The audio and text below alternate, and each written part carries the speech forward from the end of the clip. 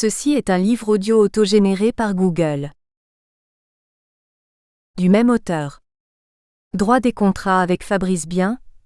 In droit de l'entreprise 2012-2013, 16e édition, 16 éditions successives, Editions Lamy 2012. Souffrance au travail dans les grandes entreprises, Editions SK 2010. Manuel de l'innocent ou de l'atteinte à la présomption d'innocence, Editions SK 2008. Gouvernement d'entreprise. Aspect juridique, Egon Zehnder International, 1999. Droit des sociétés, Editions Dalloz, 1998. Contribution en collaboration, dont. Droit des associations, Juris Associations. Personnalité morale et action en justice des associations, in Dalloz Professionnel, feuillet mobile destiné aux professionnels, édition Dalloz 37 auteurs, mise à jour annuelle. Handbook of Top Management Team, voyage autour de la gouvernance, dire.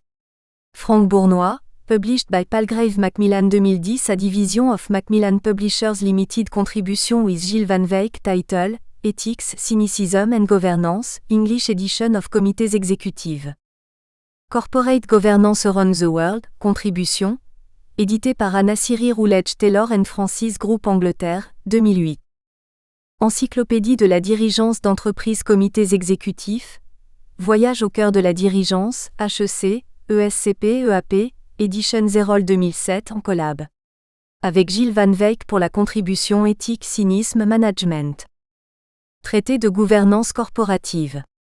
Théorie et pratique à travers le monde, co-auteur pour la contribution sur la partie gouvernance corporative en France, les presses de l'Université de Laval, Québec, Canada 2006.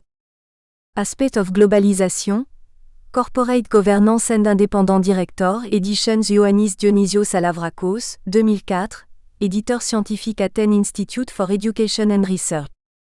Les grandes tendances dans le monde, Ramsès, membre de l'équipe IFRI, Institut français des relations internationales, Editions Duno 2004. Gouvernement d'entreprise, co-auteur, Egon Zehnder International, 2002. Facture fictive et facturation de complaisance, co-auteur, Editions L'Harmattan 2001. Droit des associations 2000, sous la dire de Alfandari, Dalloz Action 2000, 40 co-auteurs. Remerciements. Je tiens à remercier les personnes ayant contribué à la réalisation de ce livre, et notamment pour les recherches et l'aide. Laurent Bibard, professeur à l'ESSEC, ancien directeur de l'ESSEC, auteur de diverses publications philosophiques sur le sujet dont Sexualité et mondialisation, édition L'Harmattan 2010. Agnès de Fornel, juriste, spécialiste du droit de la santé. Anne-Laure Femme, consultante en accompagnement du changement, ancienne directrice générale de l'Association française des diabétiques Florian Cellier, juriste en droit social. Charlotte Kerfourne, juriste en droit social chargée des relations humaines RH dans une grande entreprise. Pour les travaux de relecture.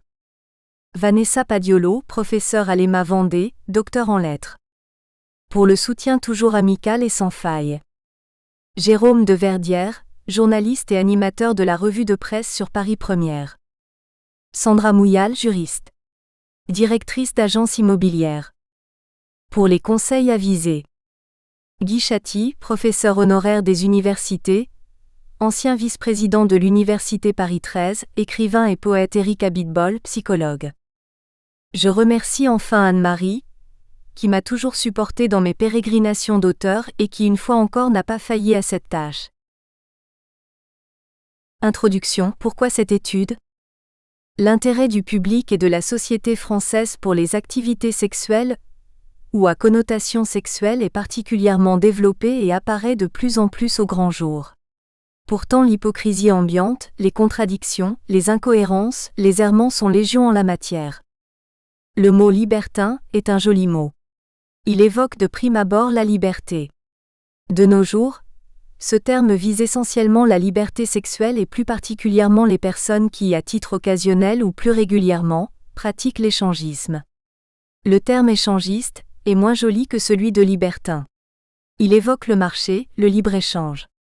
En l'occurrence, il s'agit de rencontres humaines, le plus souvent de couples, mais pas nécessairement, qui peuvent donner lieu à des pratiques diverses, mélangisme, échangisme des couples et des corps, voyeurisme, exhibitionnisme, fétichisme, sadomasochisme, etc. Il semblerait, selon une sémantique fluctuante et surprenante, à l'image d'un milieu qui peut être hétérosexuel, mais aussi homosexuel et qui se dit ouvert, que dans le mélangisme, le couple puisse avoir une relation sexuelle sans se mélanger, privilégiant alors le côté voyeur et exhibitionniste, alors que dans l'échangisme, ce sont des relations sexuelles entre partenaires de différents couples qui entrent en jeu. Mais cette définition n'est pas entérinée. Des people, ces personnes célèbres, connues du grand public, qui ont acquis une notoriété ou qui attirent l'attention sur eux, artistes du show-business, de la chanson, du cinéma, animateurs de la télévision ou de la radio, Ardisson, Sébastien, Becbédé, auteurs de livres à succès, Catherine Millet, Houellebecq, Yann Moix, Virginie Despentes, qui pratiquent ou parlent du libertinage en citant publiquement les lieux, les chandelles, Cap d'Agde, etc., ont popularisé l'échangisme. D'une certaine manière, ces personnages connus lui ont donné ses lettres de noblesse. Le libertinage, vice d'hier, serait-il en passe d'entrer dans les mœurs ? Le monde universitaire n'aborde le plus souvent le libertinage que sous un angle historique, philosophique ou littéraire, et semble mépriser l'acception sexuelle actuelle plus crue que le mot recouvre. On peut le regretter, d'autant que la sexualité ne se limite sans doute pas qu'à l'acte bestial. L'échangisme ne vise-t-il pas autre chose que simplement l'orgasme ? La recherche du plaisir ne dépasse-t-elle pas largement l'aspect organique ? N'existe-t-il pas un certain érotisme, dans lequel on ne désire pas jouir, mais on jouit de désirer ou d'être désiré, pour reprendre l'expression du philosophe contemporain André Comte-Sponville ? Pour certains, l'échangiste est un puritain qui s'ignore. Il ne saurait être infidèle, puisqu'il est sous la surveillance de son ou de sa partenaire qui a donné son accord. Échanger n'est donc pas tromper, et encore moins commettre un adultère qui, lui, peut légitimement générer des sentiments amoureux et aboutir à la désunion du couple. On pourrait même considérer, après tout, que l'échangisme est moralement plus fondé que la justification en droit de la fidélité dans le mariage. En effet, le fondement juridique de cette fidélité du couple repose sur la paternité présumée. Tout enfant né pendant le mariage est présumé avoir pour père le mari, et sur une sorte de propriété du conjoint dont le mari avait initialement l'exclusivité. La femme doit obéissance au mari. Pour autant, l'hédonisme ou la liberté sexuelle que les échangistes ou les gérants des clubs mettent en avant, en témoignent les publicités sur Internet ou dans les journaux, questionnent, de nos jours, même ceux qui n'étaient pas d'emblée hostiles à de telles pratiques. Il se crée, y compris chez les plus libéraux, un conflit psychologique entre ce libertinage et la morale, dont on ne sait vraiment plus où elle se situe. Quelles sont les limites à cette quête du plaisir dont on pressent les dérives et les risques de transgression des normes inculquées par la société ? À partir de quel moment y a-t-il transgression, franchissement des limites du sexuellement acceptable, sachant que ces limites sont floues et que les effleurer ne signifie pas toujours les franchir ? Le droit, représentant habituel d'une certaine morale publique, qui sanctionnait l'atteinte aux bonnes mœurs ou l'outrage public à la pudeur, peut-il remédier à cette perte de repère ? Peut-être, mais encore faudrait-il le connaître. Or l'étude juridique de la sexualité et a fortiori du libertinage et de l'échangisme est rare, voire quasi inexistante. Qu'en est-il également de la question de l'ingérence de l'État dans la sexualité ? Existe-t-il aujourd'hui le même droit de regard qu'antérieurement ? Quelle est la politique législative et judiciaire actuelle en matière de sexualité, et plus particulièrement d'échangisme et de libertinage ? Doit-on toujours prendre en considération la notion d'atteinte aux bonnes mœurs ? En matière de sexualité, sur quoi s'appuient aujourd'hui les magistrats français ? Sur la morale ? La religion ? La famille ? Le consentement des parties ? Le respect de la dignité d'autrui ? La libre disposition du corps ? Etc. Jouir sans entrave, est-ce seulement possible de nos jours en France, comme le prenait le fameux slogan de mai 68 ? Quels sont, à défaut, les interdits ? Pour donner corps à ce questionnement, prenons un exemple qui peut paraître provocateur, mais qui a fait jurisprudence et sur lequel il convient de s'appuyer. Les pratiques sadomasochistes qui peuvent exister dans le cadre du libertinage ou de l'échangisme doivent-elles être considérées comme des violences ou des actes de barbarie et donc punies en conséquence ? Sont-elles de nos jours inconciliables avec la légalité ? Les membres des communautés BDSM, qualifiés parfois, à tort ou à raison, de hors-la-loi sexuelle, doivent-ils être considérés comme tels d'un point de vue juridique? Par ailleurs, les récriminations des médias à l'encontre d'un candidat pressenti à la présidence de la République, du fait de ses pérégrinations dans des clubs libertins, interpellent. Il convient non seulement de se pencher sur la situation juridique de ces clubs et de leurs gérants. Est-ce légal, à l'instar de la prostitution, ou bien s'agit-il de proxénétisme? Quelle condamnation pénale ou civile ces derniers encourent-ils? Et qu'en est-il également de leur clientèle? L'ouvrage Sexualité, libertinage, échangisme et droit tentera d'apporter des réponses à ces principales questions. Préalablement à l'analyse juridique de la sexualité, du libertinage et de l'échangisme, pratiqués tant hors des clubs, 2 études juridiques de la sexualité, du libertinage et de l'échangisme hors des clubs, que dans les clubs, 3 études juridiques de la sexualité, du libertinage et de l'échangisme dans les clubs libertins, un résumé d'observations sur l'échangisme, à caractère essentiellement sociologique, sera présenté, études sociologiques. Les travaux de directeurs de recherche et d'universitaires, ainsi que des enquêtes diverses, notamment celles de l'IFOP, seront également exposées. Études sociologiques. De même qu'il serait regrettable d'aborder le sujet de la sexualité, du libertinage ou de l'échangisme sous le seul angle juridique, car le sujet est beaucoup plus vaste et ne se limite pas à ce qui est autorisé ou interdit, il paraît insuffisant de ne l'aborder que sous le seul angle sociologique. Les avis et opinions de divers spécialistes, psychiatres, psychanalystes, psychologues, sexologues, philosophes, historiens religieux, policiers, juges, écrivains, journalistes, praticiens, etc., ne peuvent qu'enrichir l'étude.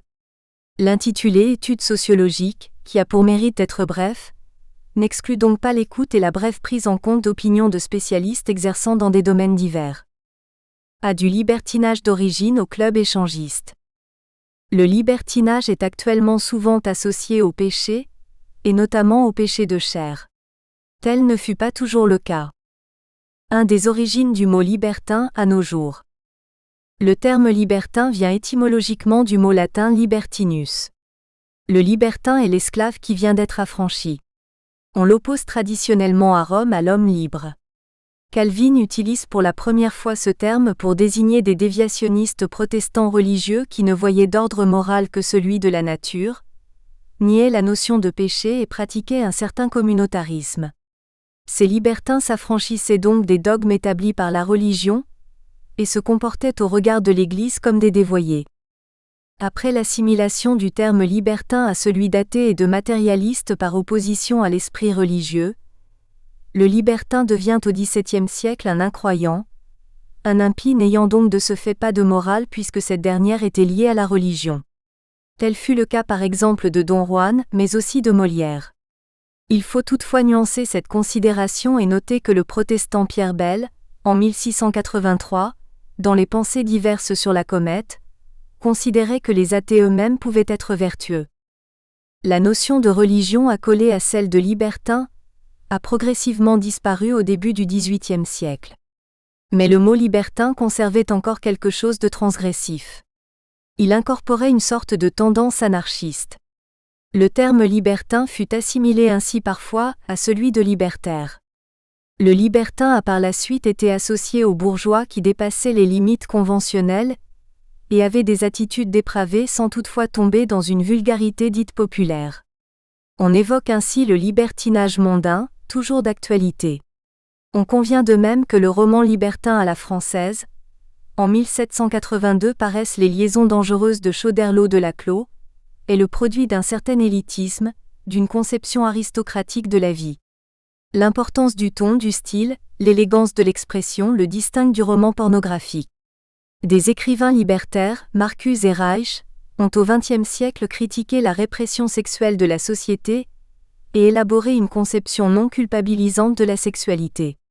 Ils ont été les défenseurs d'une société construite sur le plaisir, permettant de satisfaire sans conditionnement et inhibition les instincts, rompant ainsi avec la responsabilité procréatrice. Les libertins de nos jours sont éloignés des idées révolutionnaires de Marcuse et Reich.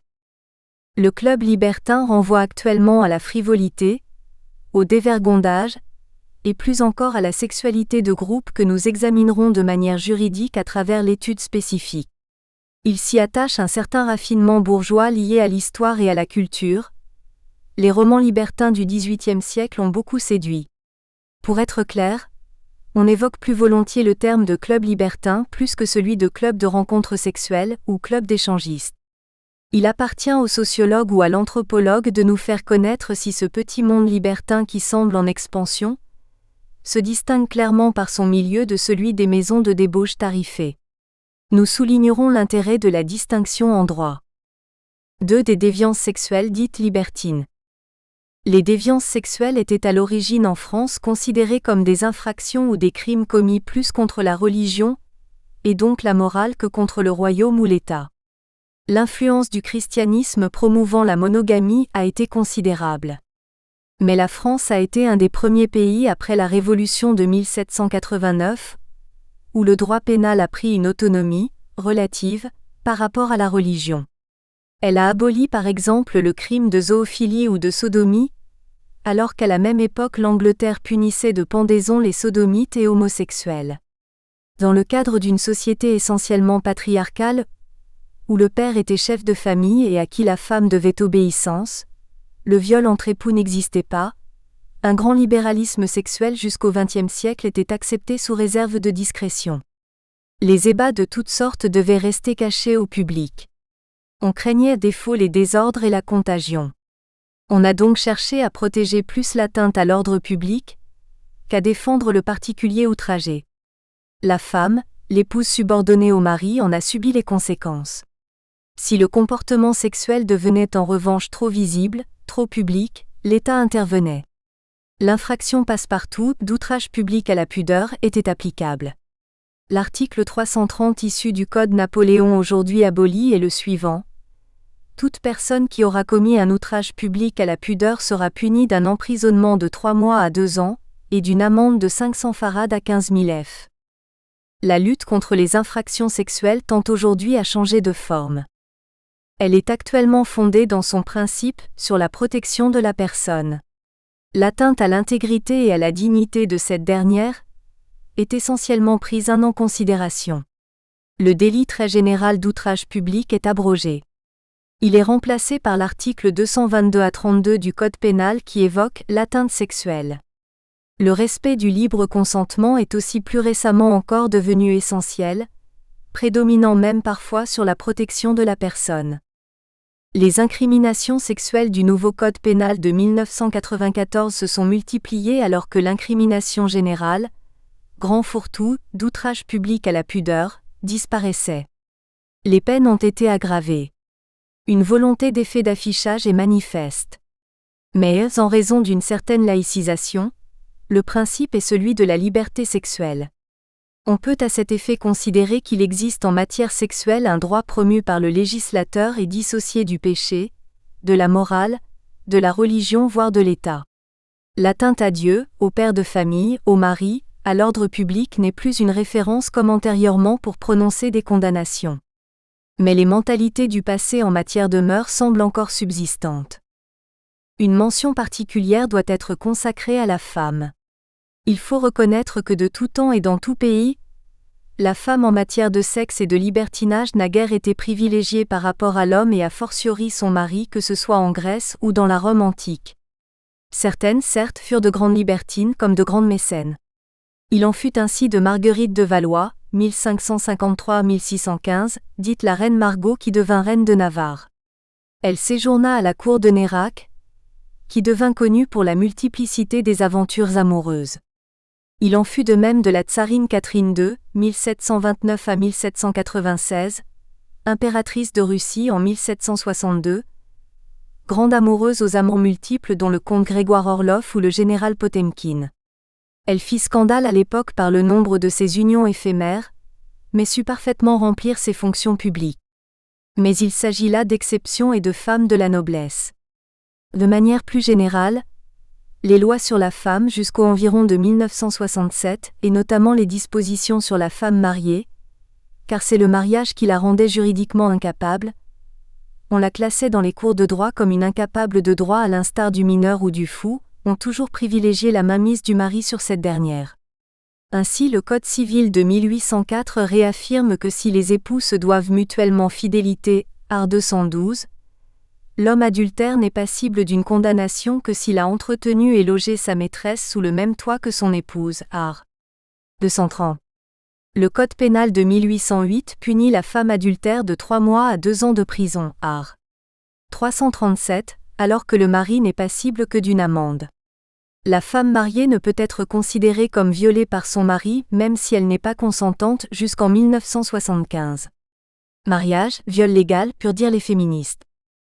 En dépit de la libération sexuelle et d'une quasi-égalité actuelle des sexes, on peut se demander si le libertinage n'est pas encore aujourd'hui en partie de ce fait un privilège de l'homme plus que de la femme, bien que cette dernière n'y soit pas nécessairement hostile.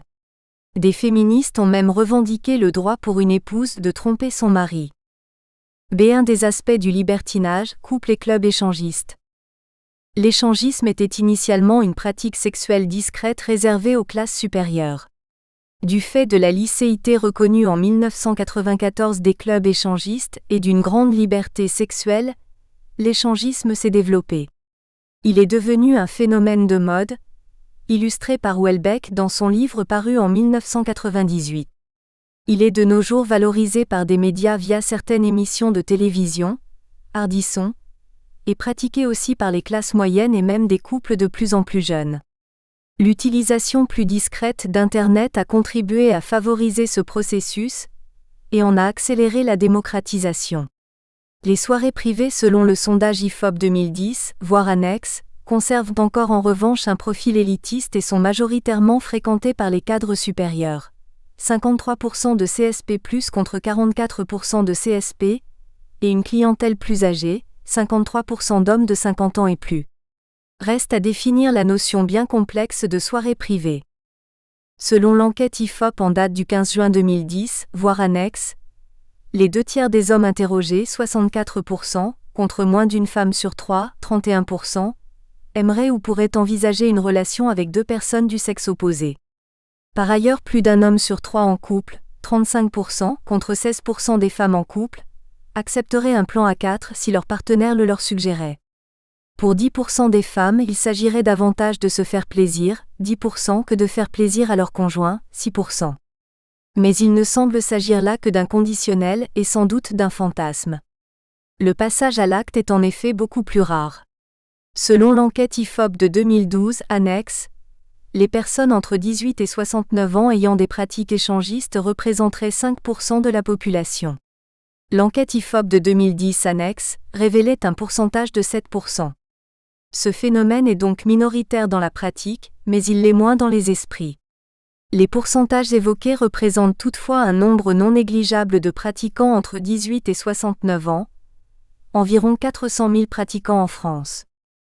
Pour Alberto Aiger, psychiatre, psychanalyste, président de l'Association internationale de psychanalyse de couple et de la famille, ce dernier point est à souligner, le libertinage n'est ni sain ni pathologique en soi.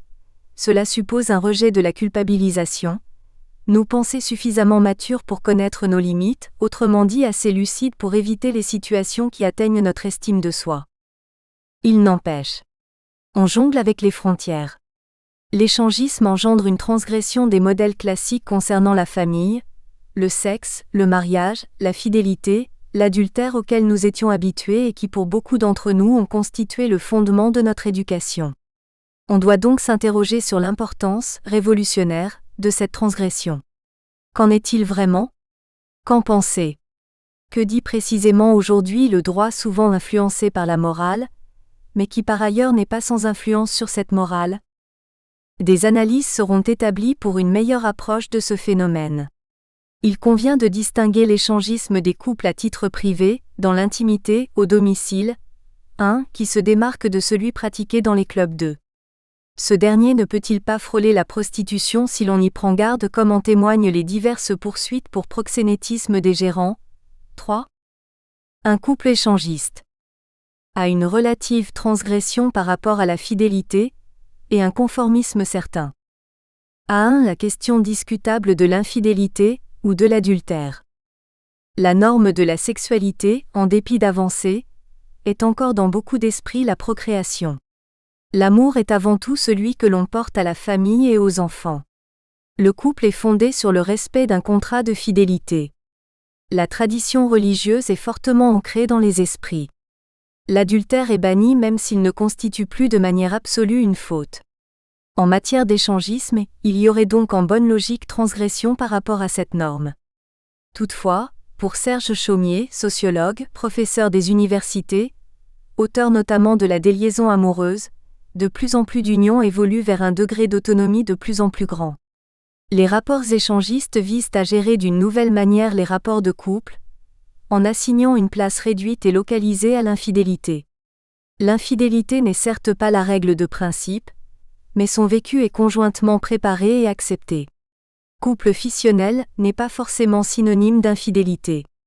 Si l'on devait encore utiliser le terme d'infidélité, il s'agirait d'une infidélité complice, vécue à deux, sans tromperie véritable puisque les conjoints sont volontairement sous surveillance mutuelle. L'infidélité du couple échangiste, si ce terme peut encore être utilisé, ne serait donc pas déloyale, ce qui n'est pas toujours le cas de celui des couples classiques non mariés ou ne vivant pas sous le même toit. L'adultère dans un couple classique qui peut aboutir à l'amour voire au grand amour, serait beaucoup plus pernicieux pour la stabilité des conjoints. La notion d'adultère du couple échangiste est ainsi contestée par divers auteurs qui n'y voient que la recherche d'un plaisir sexuel, plus ou moins, commun sans extravagance excessive. On ne peut toutefois ignorer les critiques adressées parfois paradoxalement par les mêmes auteurs. L'échangisme n'est pas sans danger et peut générer une dissociation du couple. Une des intervenantes au colloque sur l'échangisme, intitulé Entre commerce du sexe et utopie, Mété Hoyer, sexologue, professeur des universités, indique en résumé à titre d'illustration: le besoin de transgresser un interdit caractérise souvent la démarche initiale du pluralisme. La fête érotique que les êtres se donnent à eux-mêmes dans le secret de l'intimité s'arc-boute sur la négation de l'interdit hérité d'une famille, d'une classe. Les couples qui parviennent à transgresser cet interdit entament une quête érotique qui est une exaltation progressive et une découverte renouvelée sans cesse remise en question, merveilleuse ou très décevante. Je n'apprécie pas particulièrement la façon de voir de Sartre et de Simone de Beauvoir avec leur amour contingent, parce qu'à un moment donné il y a eu rupture entre eux puisqu'ils étaient pris par l'amour d'un autre. La sexualité ouverte est tout à fait différente, puisqu'elle parle de partage de plaisir et non d'amour. Mais faire l'amour, c'est partager des sensations et des émotions. Cela peut aller très loin si l'on n'est pas pleinement satisfait, même lorsqu'on est très amoureux de son conjoint. La nouveauté de sensations nouvelles est une fête très sensuelle lorsqu'elle est réussie. On peut même parler de toquade physique sans mettre en péril son amour. Si l'on veut une complicité profonde, cela veut dire non à certaines choses, en particulier ne jamais léser l'autre. Malheureusement, très peu de couples peuvent se payer ce luxe car leurs exigences sont différentes. In fine, il n'y aurait dans l'échangisme aucune volonté révolutionnaire d'abolir la notion de couple propriété exclusive l'un de l'autre, à la différence de la période post-68 où est apparue l'expression « jouir sans entrave ». En ce sens, le couple échangiste serait donc conformiste. L'enquête IFOP 2010 mentionnée en annexe révèle que les échangistes, hommes ou femmes, considèrent très majoritairement que leur expérience a ravivé le désir et a brisé la monotonie. Peut-on pour autant considérer que, contrairement aux idées reçues, les expériences échangistes n'ont pas un impact négatif sur la vie de couple, ainsi que l'affirme le commentateur de cette enquête? La conclusion est peut-être trop rapide si ce n'est audacieuse. La liberté d'expression de l'épouse même interrogée par Internet est-elle vraiment totale? Ne peut-on pas craindre un certain aveuglement amoureux? L'échangisme tel qu'il est pratiqué de nos jours est, ainsi qu'il sera démontré, essentiellement une affaire d'hommes. À deux, le conformisme du couple échangiste en raison du maintien des stéréotypes classiques. On aurait pu penser que le libertinage dans le cadre d'un couple émancipe la femme. On pourrait imaginer qu'une telle liberté sexuelle conduise à la reconnaissance d'attitudes similaires à l'homme. On pourrait envisager une modification des tâches traditionnelles dans la famille, ou même dans les rapports de sexe. Selon les analyses de la majorité des auteurs et sociologues, les stéréotypes classiques familiaux, sexiste et homophobe et avec un ordre patriarcal de mœurs. Les échangistes peuvent encore surprendre ou choquer ceux qui ont été élevés de manière traditionnelle, ou qui n'ont pas en tête les évolutions juridiques, judiciaires et européennes de notre temps. Bref, ils peuvent encore surprendre un grand nombre de personnes éduquées selon des principes moraux traditionnels issus souvent de la religion. Pourtant de nos jours les échangistes ne songent pas à critiquer l'ordre social établi qu'ils ne contestent pas. Ils ne désirent pas même porter atteinte à la religion, ou à la place de la femme quoi qu'ils en disent. Par ailleurs l'idée d'amour sentimental existe dans leur couple. En ce sens, les échangistes ne sont ni anticonformistes ni a fortiori libertaires. Si à travers l'échangisme le couple paraît transgresser un schéma, rien n'est en fait plus factice. La famille ou le couple n'est nullement remise en question. Le contrat passé s'ils sont mariés n'est modifié que d'un commun accord et sur un point précis. Les rapports traditionnels des couples semblent à notre sens tout autant si ce n'est plus remis en cause par l'absence de vie partagée, qui a tendance à se banaliser. Il y a donc dans l'échangisme un certain conservatisme. À la différence du pur libertin dont la dispersion est importante du fait de la recherche constante de la nouveauté, tel Casanova, le couple échangiste semble plus stable. Il n'y aurait donc dans l'échangisme aucune volonté révolutionnaire d'abolir la notion de couple, propriété exclusive l'un de l'autre, comme ce fut le cas dans la période post-68 où est apparue l'expression « jouir sans entrave ». En ce sens le couple échangiste serait donc conformiste ainsi que nous le soulignerons. L'enquête de l'équipe de Daniel Welser Lang souligne que l'échangisme est un terme générique. Il peut se pratiquer de diverses manières, sous diverses formes, voyeurisme, exhibitionnisme, bisexualité, homosexualité, sadomasochisme, etc. Il y aurait autant de protagonistes que de pratiques sexuelles, d'où notamment la raison de l'étude juridique de la sexualité légale ou illégale qui suivra. Mais même lorsque les couples échangistes sont à la recherche d'autres couples, ils ne sont pas nécessairement en rupture ou proches de divorcer. La notion d'union est le plus souvent intacte et parfois très forte. Cette forme d'adultère ponctuel conjoint mutuellement consenti permettrait au couple de maintenir ou d'accroître son équilibre à travers une certaine forme d'excitation ludique. La transgression par rapport à la notion de couple et ses valeurs contractuelles paraît donc moins importante qu'on ne l'imagine. Il ne faudrait pas croire que les spécialistes de la question louent nécessairement dans leurs travaux de recherche les bienfaits de l'échangisme. Diverses critiques ont été formulées y compris par Daniel Welser Lang. Pour Philippe Bourrier, psychanalyste, l'échangisme serait une forme de prison assez éloignée de l'idée de liberté sexuelle mise en avant du fait même de la convention implicite passée. Je couche avec ta copine, en retour tu me prêtes la tienne. Pour Willy Pasini, psychiatre, professeur de psychologie médicale à l'Université de Genève et fondateur de la Fédération européenne de sexologie, l'échangisme hygiénique est l'opposé de l'adultère romantique. Il ne saurait conduire au grand amour. B. Le positionnement de la femme dans l'échangisme. La liberté sexuelle, selon les propos même d'un psychanalyste du couple et de la famille, Alberto Heger, cité supra, n'a de sens que si elle est partagée par l'homme et par la femme. Mais la difficulté est que ce partage comme il a été décrit, n'est pas nécessairement de même nature. La raison repose aussi sur l'existence d'une sexualité différente. La recherche de l'épanouissement sexuel de l'homme ne peut comme expliqué précédemment se réaliser de la même manière que celui de la femme. On comprend qu'une méconnaissance de ces différences puisse aboutir à des malentendus, des frustrations et des ressentiments. B1. La sexualité différente de la femme. La femme a une sexualité de nature distincte de celle de l'homme en dépit de pulsions pouvant être identiques. La sexualité féminine est un état. Les actes sexuels isolés n'ont pas pour elle beaucoup de valeur, et sa sexualité est très liée à l'affectivité et à la sensibilité. Un homme peut donner son amour pour obtenir le sexe, alors qu'une femme peut donner son sexe pour obtenir l'amour. Elle est plus stimulée sexuellement par un film romantique que par une vidéo érotique. La femme donne à sa sexualité un caractère plus complexe, plus spiritualisé que le simple désir de libération d'une tension sexuelle. Cela rend plus difficile son accession à la jouissance sexuelle. Elle a besoin de davantage de temps pour que son désir prenne de l'amplitude.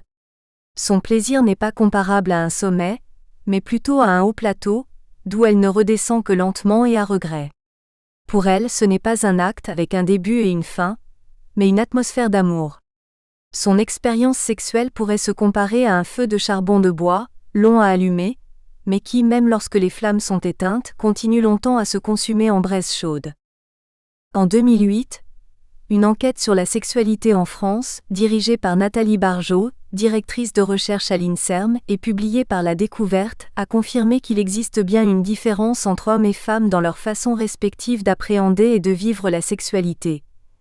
Les femmes commencent leur vie sexuelle pour des raisons liées à l'amour, alors qu'il est plus question de désir chez les hommes. L'enquête souligne aussi que les femmes ont tendance à ne considérer comme des partenaires que ceux qui ont eu, ou ont une importance affective dans leur vie, ce qui n'est pas le cas des hommes. Les extraits du livre Vivre heureux en couple, comprendre et gérer les conflits de la vie quotidienne peuvent en substance être cités. La sexualité masculine est une activité. L'homme recherche l'activité sexuelle pour la seule satisfaction sexuelle. La polygamie, avoir plusieurs femmes, est de ce fait plus répandue que la polyandrie, avoir plusieurs hommes. Les déviances sexuelles sont plus fréquentes chez les hommes. Comme une flèche, il va droit au but.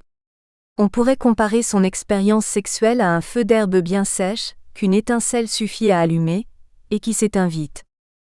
En résumé, pour l'homme il existe une primauté de l'acte sexuel, qualifié de bestial pour certains sur le sentiment affectif, ce qui n'est pas dans la nature de la femme, du moins lors de la première fois. Cette observation pour autant ne signifie pas que les pulsions sexuelles féminines soient inexistantes. Selon les sociologues, notamment Daniel Welzer et l'écrivain et journaliste Jean-Claude Guilbeault, les pulsions sexuelles des femmes seraient identiques à celles des hommes, mais pour des raisons culturelles les interdits sont plus nombreux. La nécessaire dissociation de la sexualité et des sentiments, quasi habituelle chez les hommes, n'est pas naturelle chez les femmes. Cette dissociation conduit dans l'échangisme du fait même de la domination masculine, à un érotisme modélisé proche de la pornographie qui est plus masculine que féminine. L'état d'esprit des conjoints peut ainsi de ce fait ne pas être identique. B2. La subordination de la femme dans l'échangisme. Si l'on écoute les couples ou les sociologues, si l'on se réfère aux éléments décrits antérieurement, on comprend que l'homme soit généralement à l'origine de rencontres échangistes. La femme peut suivre. Mais elle accepte plus souvent la proposition qu'elle n'en a l'initiative, même s'il s'avère qu'elle peut prendre goût par la suite à de tels échanges au point que le conjoint finit parfois par s'interroger. Dans l'échangisme, et a fortiori dans les clubs échangistes voire infra, il n'est nullement certain que le plaisir de la femme soit d'intensité identique à celui de l'homme. Ce que l'homme recherche, c'est que sa femme demeure avant tout sa femme, mais soit aussi, selon l'expression traditionnelle, une maîtresse, une salope ou une putain, dans un sens que l'on voudrait non péjoratif du terme. Son plaisir dans des actes sexuels ou à connotation sexuelle, voyeurisme notamment, sans état amoureux pour le ou la partenaire prédomine. À défaut d'acceptation, il se rendra dans un club libertin où l'échange des femmes soumises par amour est plus important que celui des hommes, sauf à considérer qu'il s'agit de clubs homosexuels, comme d'autres allaient dans les anciens temps dans des maisons closes, fermées depuis 1946. Tel est le côté obscur de l'échangisme qui peut être aggravé par un phénomène d'addiction sexuelle, voire de perversité ou de prédation, ce qui justifie une étude plus générale du droit de la sexualité. Encore une fois, l'échangisme aurait pu briser les tabous et mettre à mal un certain sexisme dû initialement à la religion, à l'État, à la conception de la famille, de la femme et notamment de la femme mariée. On ne peut oublier que cette dernière était encore il y a peu considérée en droit comme une incapable, à l'instar des fous et des mineurs, du fait même du mariage. Elle ne pouvait s'inscrire seule à un examen, ouvrir un compte en banque, et son adultère était pénalement plus sévèrement réprimé que celui du mari, etc. Elle lui devait obéissance. En dépit d'avancées juridiques et de modifications importantes récentes relatives au statut de l'épouse en France, on peut sans grand risque avancer que si la libération sexuelle de la fin du XXe siècle a profité à l'homme, on peut douter qu'il en fût de même pour la femme, sous réserve de quelques heureuses exceptions. De clubs échangistes. Les clubs libertins ont existé de manière masquée depuis très longtemps. Pierre Desesseintes, journaliste, philosophe de formation, auteur de Oser le libertinage affirme « Dans les années 1930, les nantis parisiens se donnaient rendez-vous à l'auberge du roi René pour partouzer dans les petites cabanes de derrière. Beaucoup gardent à l'esprit le passé très bourgeois de cette pratique. Le fort développement des clubs échangistes a été postérieur aux années 1968. Durant la période de mai 68 et quelques années après, l'idée dominante était celle de pleine liberté sexuelle. La commercialisation de la pilule dans les années 1960 a aussi pu contribuer à favoriser le phénomène d'une nécessaire absence de jalousie dans le couple, de la vie en communauté. Le sentiment était que le rapport entre les sexes était une notion quasi politique et sortait du domaine privé. Le business s'est emparé du sujet par la suite. Dès les années 1973, une activité commerciale intense en matière de sexe a été développée, films pornographiques, création de multiples sex shops, etc. Selon la journaliste Aurélie Abadi, le milieu libertin a vraiment basculé dans les années 1980, grâce au procès de Chris et Manu qui a fait jurisprudence. Chris et Manu, ce sont les patrons du premier club libertin parisien, ouvert en 1981. Après l'ouverture de leur second établissement, 2 ans plus tard, en 1983, ils sont condamnés pour proxénétisme aggravé à 1 semaine de prison, puis relaxés en dépit de l'appel du procureur. Ils prouvent que leur club n'a rien d'une maison close, qu'il est fréquenté par des adultes consentants et non des mineurs ou des prostituées. À notre sens, ces éléments ne sont pas parfaitement incisifs. Si certains clubs ont pu bénéficier de cette jurisprudence favorable, comme l'affirment ces exploitants, l'intermédiaire dans la débauche était encore considéré comme un proxénète selon les magistrats. On se reportera à l'analyse juridique ultérieure des gérants de clubs libertins sous la législation antérieure à 1994, Infra SS 3. Aux environs des années 1990, le retour à un certain individualisme s'est manifesté dans les esprits. Le sida en a été la cause. Les clubs échangistes n'ont pas fait pour autant l'objet de surveillance particulière ou de fermeture. Non seulement ils ont survécu, mais leur nombre a grandi.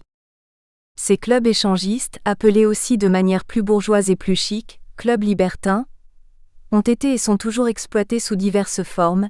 Les plus classiques sont la société, plus précisément la SARL ou l'association. Le terme club n'est pas en effet protégé, à l'instar du terme société, ou dans une moindre mesure du terme association. Il n'a pas de signification juridique particulière. Ces clubs sont souvent dits privés, ce qui en droit n'est pas nécessairement dans le fond le cas. La typologie du public, qui semble avoir évolué au fil des années, fera l'objet du prochain exposé, Infra A, étude de la clientèle, positionnement des hommes et des femmes, domination de l'homme, parole des femmes. La situation géographique des divers clubs libertins sera par la suite succinctement précisée. B. L'étude qui suit concerne plus spécifiquement les clubs de rencontre ou de libertinage consacrés spécifiquement au mouvement pur et dur de l'échangisme.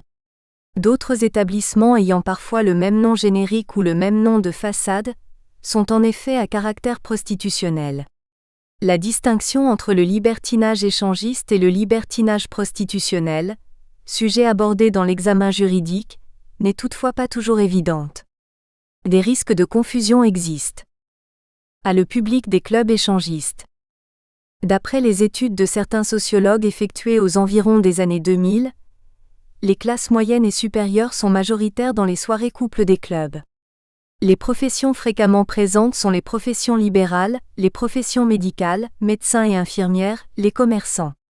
Les milieux politiques et le milieu des artistes participent aussi et assurent parfois une certaine notoriété à l'établissement, en dépit d'une nécessaire discrétion, car on ne se vante pas d'être échangiste. La présence de people est rassurante pour les couples. Mais la révélation d'indiscrétion conduit à la fuite de personnes connues ou reconnues dans des soirées plus confidentielles.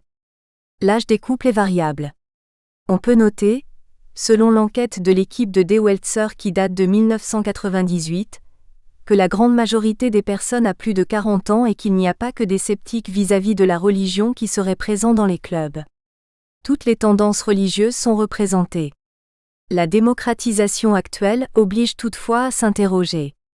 Il semblerait non seulement que les cadres ne soient plus majoritaires dans ces clubs, mais encore que des couples beaucoup plus jeunes soient souvent présents en raison sans doute d'un effet de mode. Jean-Pierre Vergès, journaliste au Journal du Dimanche paru le 5 février 2012, a procédé à des interviews qui confirment ce sentiment. Il y a 20 ans, selon Roger Herman, directeur d'un club échangiste, le 2+2, c'était des quinquas en bout de course qui n'y arrivaient plus, et des boîtes avec la petite lanterne rouge à l'entrée, rappelle Pascal Giraudot, patron du Oui, un immeuble dédié à l'amour sur 7 niveaux dans le quartier des Halles. Aujourd'hui, des couples jeunes, gavés d'internet et de films porno, viennent chercher une sexualité plus récréative. On rappellera toutefois qu'il y a 20 ans, la gérance de clubs échangistes était encore assimilée à du proxénétisme. Sur le plan politique, les sociologues paraissent confirmer les travaux du docteur Valencin. Les libertins se trouvent aussi à droite, et certains auraient même une tendance à la xénophobie. Le fait qu'un mouvement politique d'extrême droite peu éloigné du mouvement intégriste de l'église Saint-Nicolas du Chardonnay se propose d'interdire le libertinage, demande de suppression par le FN du club libertin proche de Pont-Audemer situé à Cauverville-en-Roumois et ouvert en 2009, n'annihile pas cette considération. Les libertins échangistes ne sont pas nécessairement des libertaires. Ils seraient même parfois très éloignés des idées de mai 68. L'IFOP en 2012, peu avant l'élection présidentielle, a procédé à une enquête annexe sur le lien entre le libéralisme sexuel et les opinions politiques, les mœurs des Français et leurs orientations politiques. Comme pour de nombreuses enquêtes, il faut être prudent sur les conclusions. En dépit de l'intérêt que représente ce travail, il convient d'attirer l'attention sur l'intitulé qui pourrait prêter à interprétation et confusion. L'enquête ne tend nullement à démontrer l'incidence des partis politiques sur les orientations sexuelles progressistes ou non. Le travail effectué par l'IFOP en la matière n'est nullement politique. Il est essentiellement sociologique.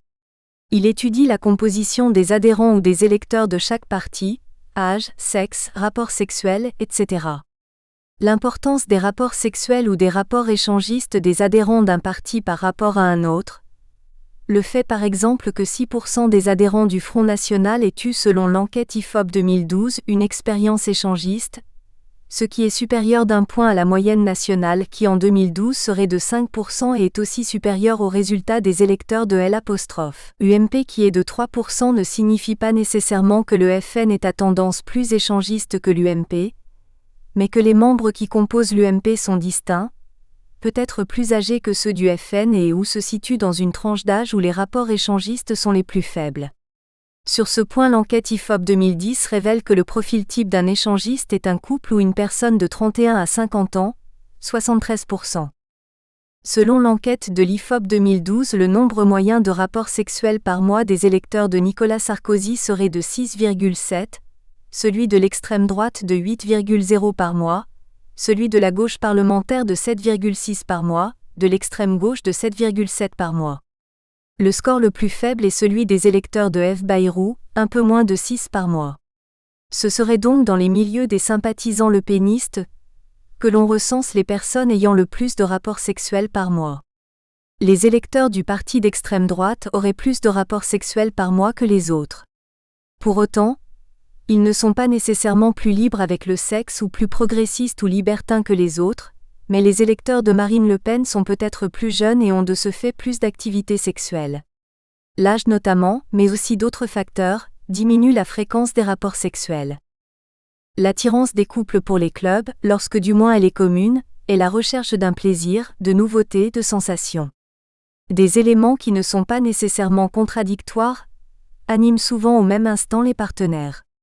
Un désir d'érotisme, la jouissance d'autrui qui stimule le plaisir, ce qui distingue le libertin échangiste du libertin pervers, type SAD, et peut-être dans une moindre mesure la crainte de l'interdit. Dans une moindre mesure, car la liberté sexuelle est aujourd'hui devenue la règle. Mais on l'ignore souvent, tant chez les échangistes que chez un certain nombre de juristes. Selon les actes des colloques de l'équipe de Daniel Welser-Lang, la situation ou l'opinion des femmes n'est pas uniforme. 3 groupes d'avis différents peuvent être arbitrairement formés. Le premier est constitué de femmes qui ont voulu faire plaisir à leur conjoint. Le second vise des femmes qui ont trouvé dans l'échangisme un moyen d'expérimenter des relations extra-conjugales conjointement acceptées. Le troisième est celui de femmes qui, bien que membres du premier groupe, et donc initialement sans goût particulier pour l'expérience libertine, ont trouvé in fine un plaisir qu'elles revendiquent. Selon l'une des intervenantes au colloque, pour beaucoup de femmes de ma génération, le fantasme du viol était très répandu. C'était un moyen pour elles de transgresser les tabous. Elles jouaient aux gendarmes et aux voleurs avec leur morale. Il y aurait donc dans l'échangisme une mise en scène théâtrale qui semblerait permettre à certaines de trouver un moyen de se disculper. Il semblerait par ailleurs qu'existe une certaine curiosité. Il apparaît qu'il est délicat d'établir des catégories dont la liste ne peut être exhaustive. Sans doute pourrait-on aussi classer les femmes qui tentent de se rassurer sur leur potentiel de séduction, celles qui s'estiment totalement libres et bien qu'en couple ne se considèrent nullement comme une monnaie d'échange pour leur mari. Beaucoup d'entre elles disent se sentir mieux traitées dans les boîtes échangistes, où elles peuvent dire non aux sollicitations sans créer de conflit. Sur le site psychologie.com, il est indiqué, assumant son envie de pimenter sa sexualité en y intégrant la satisfaction de pulsions exhibitionnistes ou voyeuristes, Linois, prénom de femme modifié, explique. Avant, l'idée qu'une autre femme puisse toucher mon mari me heurtait. Mais un jour, je me suis surprise à en avoir envie. C'est moi qui ai choisi sa partenaire. J'ai été étonnée de constater que cela m'excitait. Le plus excitant, c'est qu'il le fait en me regardant. La lecture de diverses interviews de femmes interrogées sur leur passage dans les clubs échangistes donne a priori le sentiment qu'elles exercent dans ces clubs un rapport dominant. Elles réfutent toute idée de domination masculine. Le pouvoir masculin serait-il subordonné à leur autorité ? Elles avancent en ce sens qu'elles peuvent dire non quand les rapports sexuels proposés par les hommes leur déplaisent. Mais est-ce vraiment exprimer leur propre désir ? N'est-ce pas plus simplement refuser une agression sexuelle qui, si elle avait lieu, pourrait être qualifiée de viol ? Le scepticisme en dépit d'un jeu possible de séduction érotique, initié parfois, si ce n'est souvent, par l'homme doit être de rigueur. L'inversion des rôles n'est souvent qu'une simple apparence, qui ne modifie en rien la subordination de la femme à son compagnon. La situation des hommes seuls mérite une attention particulière. Les hommes seuls présents dans les clubs échangistes sont souvent selon les enquêtes des hommes mariés. Ils s'offrent en secret de leur compagne une récréation sexuelle. L'échangisme est alors d'une certaine manière unilatéral. Selon Daniel Welser-Lang, les interviews des hommes seuls montrent qu'ils étaient souvent des clients de personnes prostituées.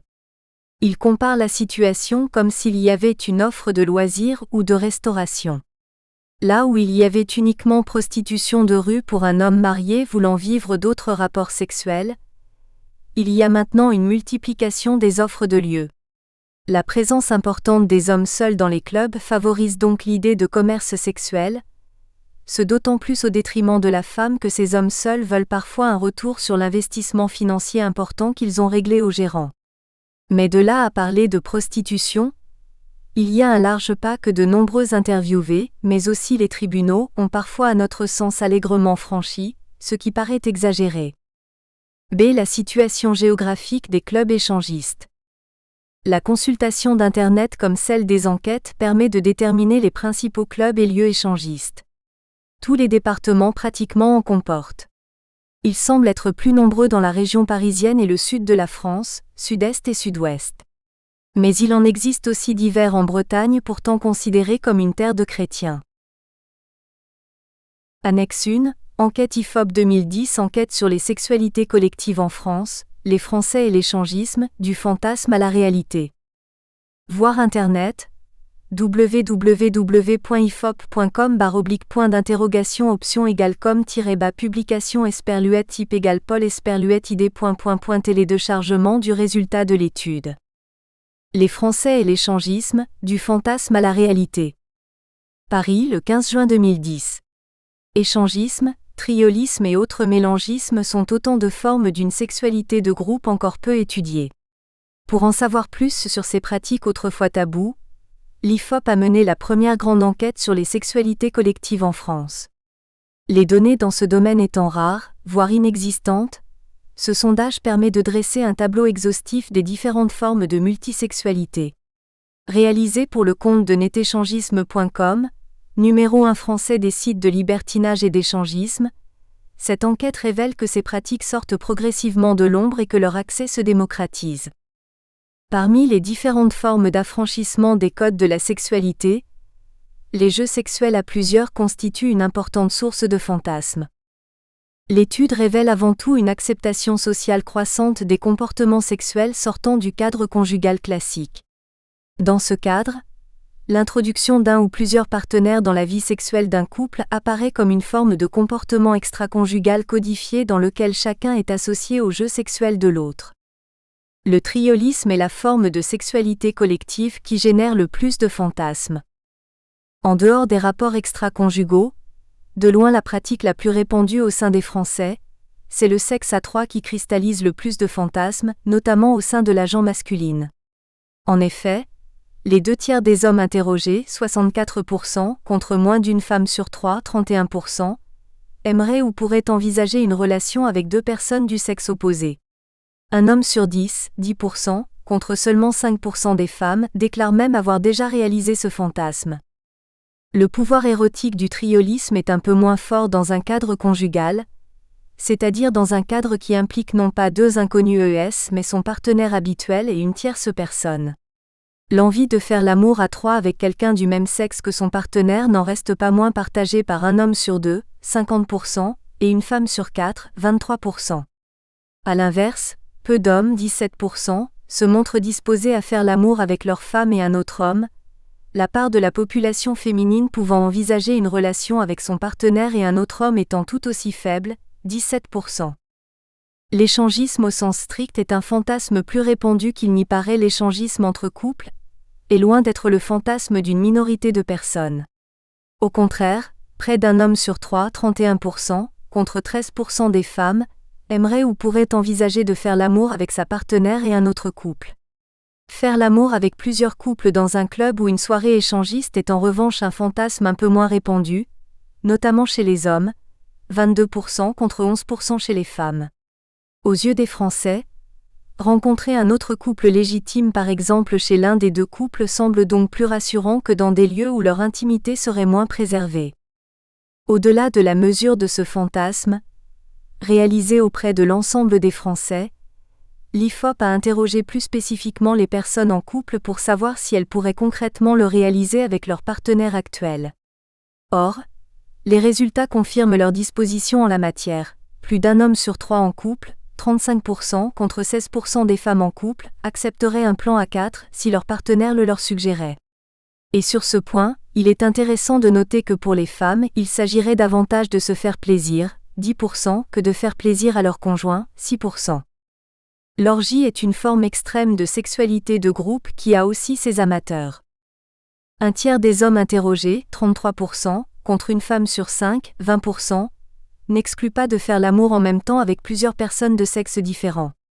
6% des hommes contre 3% des femmes admettent même avoir déjà participé à ces orgies, la proportion de personnes y ayant déjà participé étant particulièrement élevée chez les bisexuels l'ES, 31%, les homosexuels le laissent, 20%, les hommes célibataires 9% et les habitants de la capitale, 8%. À noter que l'orgie, plus que toute autre forme de sexualité collective, permet l'expression de pulsions exhibitionnistes, voyeuristes ou bisexuelles. Or, celle-ci varie beaucoup en fonction du sexe. En effet, si 2 hommes sur 3, 64%, admettent leur penchant voyeuriste pour des rapports lesbiens, peu de femmes, 16%, expriment l'envie de voir 2 hommes faire l'amour.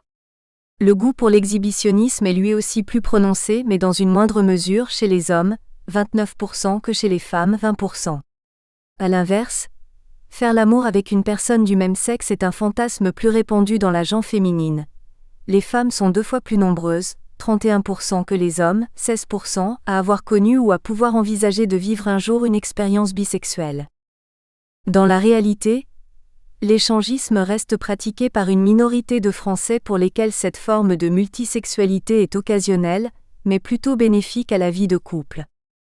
Pour un couple, l'introduction d'un ou plusieurs partenaires dans leur vie sexuelle constitue une véritable prise de risque. En cela, Les différentes formes de multisexualité conjugale constituent un type de sexualité de groupe si particulier qu'il fut longtemps considéré comme un phénomène très marginal. Or, si l'échangisme reste une pratique minoritaire, un des principaux enseignements de l'enquête est qu'il n'est plus l'apanage d'une poignée de libertins. Si les Français sont nombreux à admettre le pouvoir érotique du fantasme échangiste, seule une minorité d'entre eux est déjà passée à l'acte. Au sens large, on peut qualifier d'échangistes les personnes ayant déjà fait l'amour avec leur partenaire et au moins un autre couple, ayant déjà eu une relation avec leur partenaire et une tierce personne, homme ou femme, ou qui ont assisté aux ébats de leur partenaire avec une tierce personne. Or, au total, pas plus de 7% des Français âgés de 18 à 69 ans ont déjà réalisé au moins l'un de ces fantasmes de nature échangiste. En cela, l'échangisme reste un phénomène limité, notamment parmi les jeunes femmes, 2% des femmes de moins de 35 ans. Mais si l'échangisme reste une pratique minoritaire, le fait qu'il touche 7% de la population montre qu'il n'est plus un phénomène marginal. Le profil des amateurs d'échangisme varie principalement en fonction du sexe, de l'âge, mais aussi du niveau d'intensité de la relation conjugale. En effet, si on compte 2 fois plus de pratiquants chez les hommes, 11%, que chez les femmes, 5%, et une surreprésentation d'amateurs dans les rangs des quadragénaires, 10 à 13% selon le sexe, les pratiques échangistes tendent à décroître plus la relation de couple est stable. De 11% chez les célibataires, elle passe à 8% chez les personnes en couple, mais ne vivant pas ensemble et à 6% chez les couples cohabitants. Enfin, le nombre de pratiquants est plus élevé à Paris, 11%, que dans le reste de la France. De manière générale, ces résultats corroborent pour l'essentiel les données recueillies par netéchangisme.com lors d'une récente étude auprès de ses abonnés. En effet, cette enquête réalisée auprès de 7000 de ses membres donnait une idée assez précise du profil type d'un échangiste. Un couple ou une personne de 31 à 50 ans, 73%, qui pratique l'échangisme depuis 1 à 5 ans, 64%, et qui a commencé à un âge compris entre 20 et 40 ans, 78%. Les sites Internet constituent un moyen de démocratisation de l'accès à l'échangisme. Le profil des échangistes varie aussi beaucoup en fonction du moyen utilisé pour rencontrer des partenaires.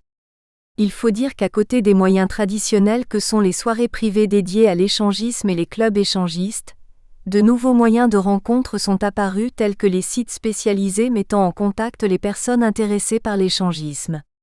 Moins onéreux que les clubs, plus facile d'accès que les soirées privées, ces sites garantissent à leurs utilisateurs un total anonymat tout en leur offrant un plus large choix de partenaires potentiels. Aux yeux des personnes susceptibles de réaliser un jour au moins une pratique de nature échangiste, ces sites sont un moyen de rencontre aussi évident, 43%, que les clubs, 44%, ou les soirées privées, 49%. En revanche, rares sont les personnes qui voient dans les boîtes de nuit traditionnelles un moyen de trouver des partenaires échangistes, 23%. Dans le détail des résultats, on note que les sites spécialisés sont ceux qui attirent le plus de jeunes hommes, 55% des hommes de moins de 35 ans et de jeunes femmes, 49% des de moins de 35 ans, notamment en région parisienne, 49%. De même, l'attraction de ces sites est particulièrement forte dans les catégories populaires, 52% chez les CSP, et intermédiaires, 43%, signe qu'ils constituent un moyen de démocratisation d'accès à l'échangisme. À l'inverse, les soirées privées conservent un profil très élitiste, 53% de CSP+, contre 44% de CSP, et une clientèle beaucoup plus âgée, 53% d'hommes de 50 ans et plus. Quant aux clubs, ils apparaissent surtout comme le moyen privilégié des quadragénaires, 54% à 59% des personnes âgées de 35 à 49 ans, des provinciaux, 46% et des ruraux, 57%. L'échangisme reste une pratique occasionnelle, voire exceptionnelle, qui permet de renouveler le désir et l'excitation au sein du couple. Interrogés plus spécifiquement sur leurs expériences, les libertins déclarent ne pratiquer qu'occasionnellement les relations à plusieurs avec leur partenaire habituel.